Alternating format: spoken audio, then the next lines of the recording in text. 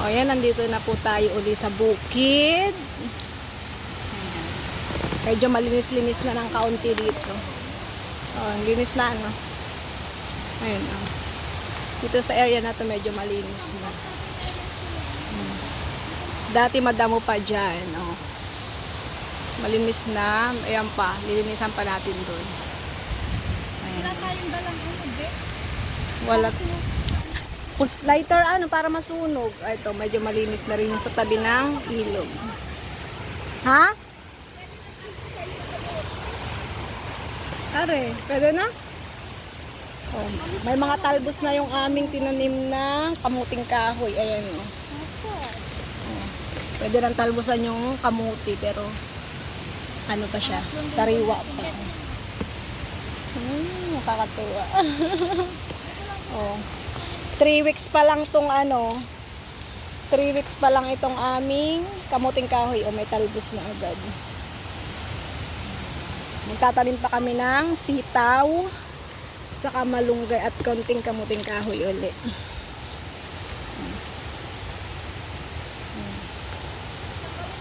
Kailangan natin magsunog.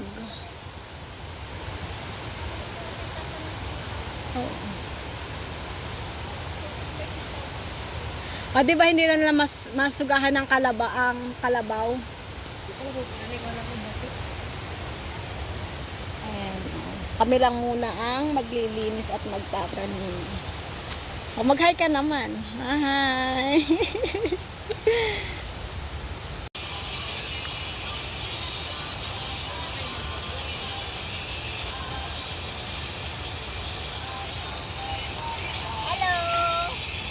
Ayan, hello!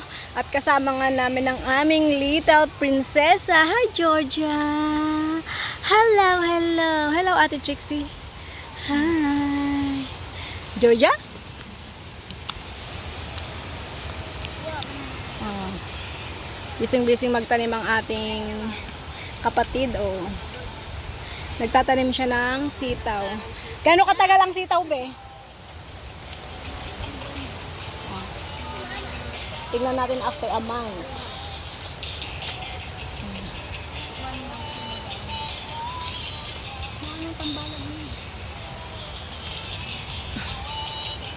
Ito ba yun? Hello, Tutoy. O, si Tutoy ang aming taga-tabas. Ayan o. Naglilinis-linis uli kami. Tabasan natin yan. Lilinisan natin yung mga damo-damo yan. Tatanggalin natin. Ano ba? Kung ito bagay ito subat na bako. Tingnan natin after. Nalaglag na ba yung cellphone mo? At yan nga, nalaglag pa ang cellphone. May iwan pa. Nilagyan namin ng mga kahoy-kahoy para alam namin kung saan namin tinanim ang aming mga sitaw. Ayan.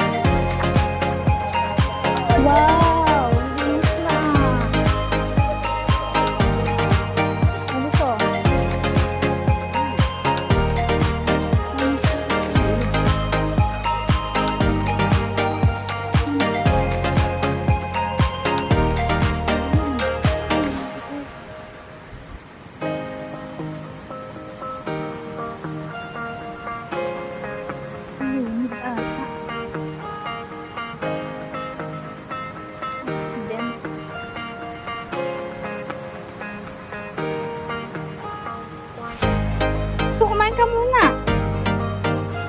Last 12 mo.